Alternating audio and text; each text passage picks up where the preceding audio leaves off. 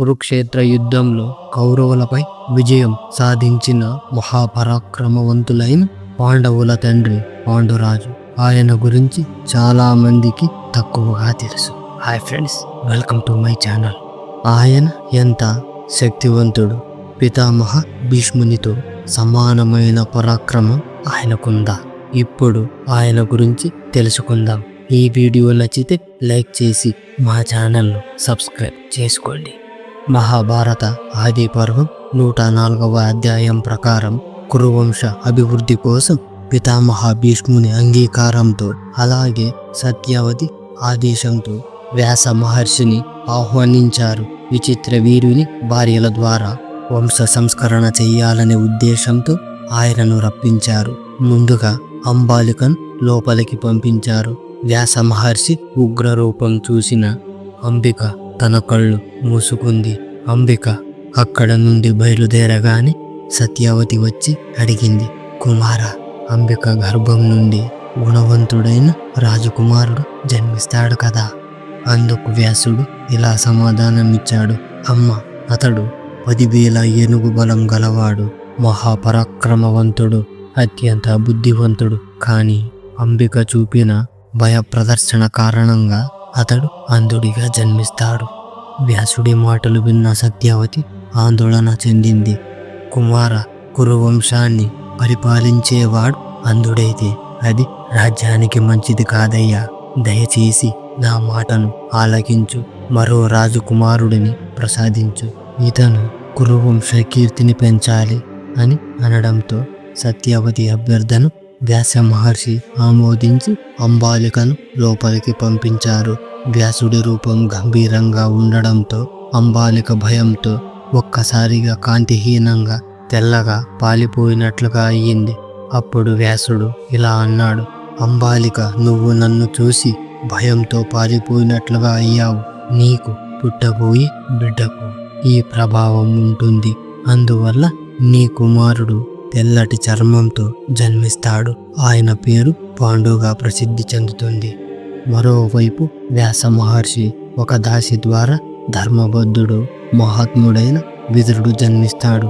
ఈ విధంగా ధృతరాష్ట్రుడు, పాండురాజు, విదురుడు ఈ ముగ్గురు సోదరులను పితామహ భీష్ముడే స్వయంగా తండ్రిలా చూసుకున్నాడు.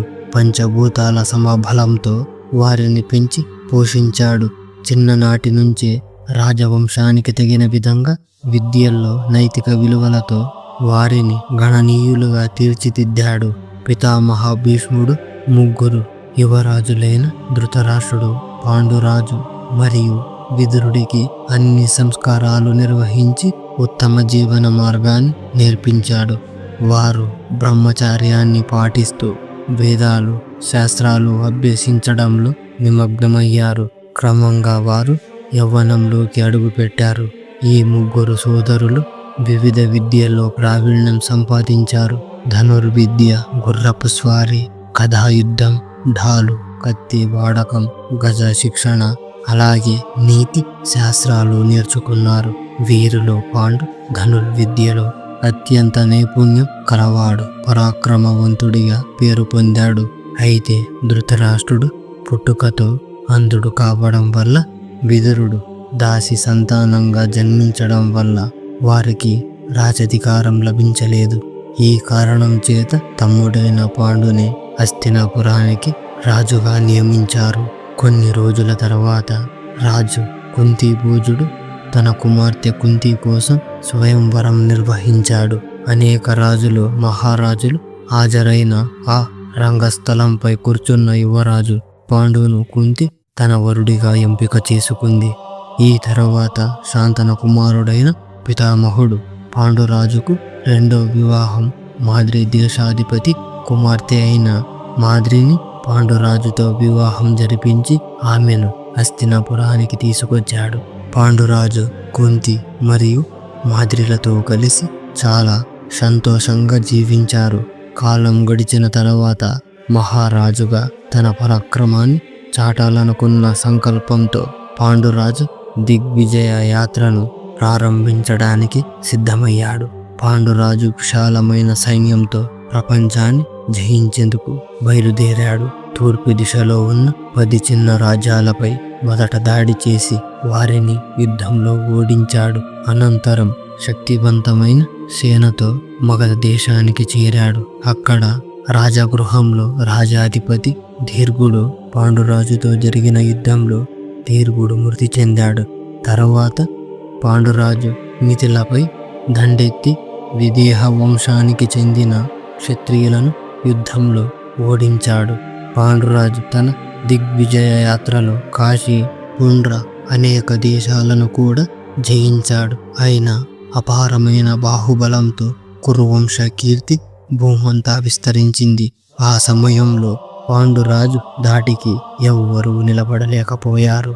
పలు రాజ్యాలు ఆయన అస్త్రశస్త్రాలకి మాడిమసైపోయాయి. కొన్ని సందర్భాల్లో తానొక్కడే ఉండి శత్రుసేనలనే పూర్తిగా నాశనం చేశాడు.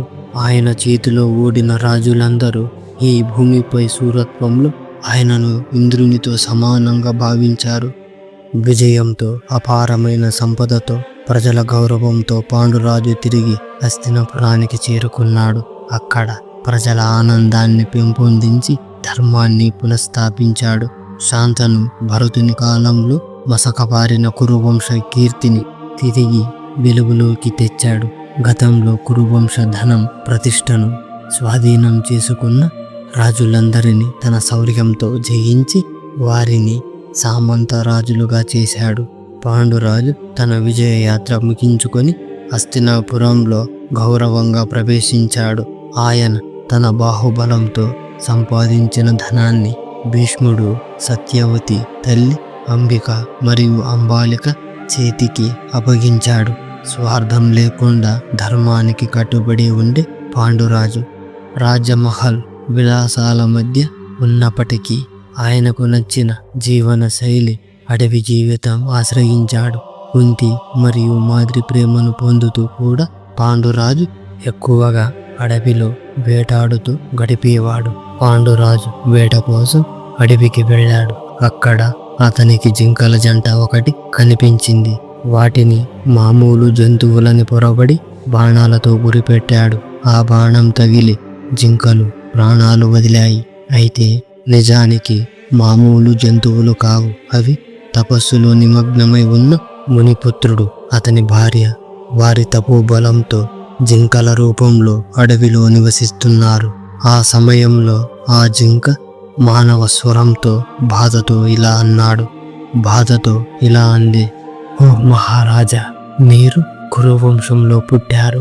ధర్మం తెలిసిన వారు అనారోగ్యంతో ఉన్న జంతువులను, గర్భం దాల్చిన జంతువులను, సంభోగించుతున్న జంతువులను సంహరించకూడదని మీకు తెలియదా? వివేకాన్ని మరిచి మా ప్రాణాలను తీశావు. భవిష్యత్తులో మీరు కూడా మానవ కోరికలతో ఆకర్షితుడై మీ భార్యతో కలిసిన క్షణంలోని ప్రాణాలు కోల్పోతారు అని బాధతో శాపాన్ని ఇచ్చి మరణించింది. పాండురాజు శాపం తర్వాత పూర్తిగా మారిపోయాడు. తనకున్న శక్తిని కోల్పోయాడు. రాజపాలన బాధ్యతను నెరవేర్చలేనని తీవ్రంగా బాధపడుతూ ఈ విషాదంలో మునిగిపోయిన పాండురాజు ఇలా అన్నాడు, ఇకపై నేను సంతానం కనేందుకు అర్హుడిని కాదు. నా గృహస్థ ధర్మం ముగిసిపోయింది. నా శరీరానికి, మనసుకి శాంతి లభించాలంటే మోక్షమే ఏకైక మార్గం అని పాండురాజు బాధపడుతున్నప్పుడు కుంతి తనకున్న ఒక రహస్యం చెప్పింది.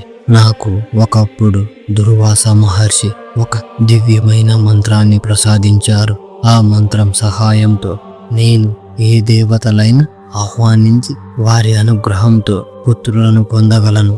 శాపగ్రస్తుడైన పాండురాజుకు సంతానం కావాలని తీవ్రంగా కోరుకున్నాడు.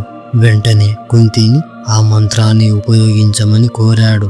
పాండు ఆదేశంతో కుంతి ముందుగా ధర్మబద్ధుడైన యమధర్మరాజుని ఆహ్వానించి ధర్మరాజుకు జన్మనిచ్చింది. ఆ తర్వాత వాయుదేవుడిని ఆహ్వానించి భీముడిని, చివరగా ఇంద్రుడిని ఆహ్వానించి అర్జునుడిని ప్రసవించింది. మరొక సంతానం కావాలని పాండురాజు కోరగా కుంతి ఇలా వివరించింది. శాస్త్రాల ప్రకారం అత్యవసర పరిస్థితిలో కూడా ఒక స్త్రీ ఇలాంటి పద్ధతిలో 3 పుత్రుల కంటే ఎక్కువ మందిని పొందడం ధర్మానికి విరుద్ధం. కుంతి శాస్త్ర నియమం ప్రకారం 3 సంతానానికి మించి పొందడం ధర్మం కాదని పాండురాజుకు వివరించింది. ఆ తర్వాత కుంతి ఆ మంత్రాన్ని మాద్రికి ఇచ్చింది.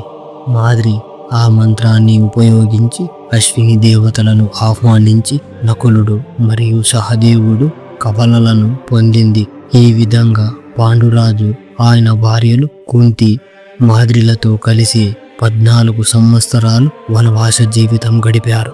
ఒకసారి కుంతీదేవి బ్రాహ్మణులకు అన్నదానం చేయడంలో నిమగ్నమై ఉండగా పాండురాజును చూసుకోలేకపోయింది. అదే సమయంలో పాండురాజు కామవశమైన మనసుతో మాద్రిని తనతో తీసుకెళ్లాడు. కామ కోరికలు అగ్ని అతని హృదయంలో రగిలింది. ఆ క్షణంలోని ముని శాపాన్ని తన భార్యతో కలిస్తే మరణిస్తాడని శాపాన్ని పాండురాజు పూర్తిగా మరిచిపోయాడు. ఈ విధంగా పాండురాజు మాద్రితో సంభోగించగా ముని శాపం ఫలితంగా వెంటనే ప్రాణాలను విడిచాడు. మహాపరాక్రమవంతుడైన పాండురాజు తన జీవితాన్ని ఇక్కడే ముగించాడు. పాండురాజు ప్రియ సతీమణి మాద్రి తన ప్రాణానికి ప్రాణమైన పాండురాజు మృతదేహంతో పాటు చితిపైకి చేరి తన ప్రాణాలను అర్పించింది. అంత్యక్రియలను ఇతర కర్మకాండాలను పూర్తయిన తర్వాత కుంతీదేవి తన పుత్రులతో కలిసి హస్తినాపురానికి తిరిగి ప్రయాణించింది. ఇక్కడ నుంచి పాండవుల చరిత్ర కొత్త అధ్యాయం మొదలయ్యింది. అందరూ గట్టిగా చెప్పండి, జై శ్రీకృష్ణ.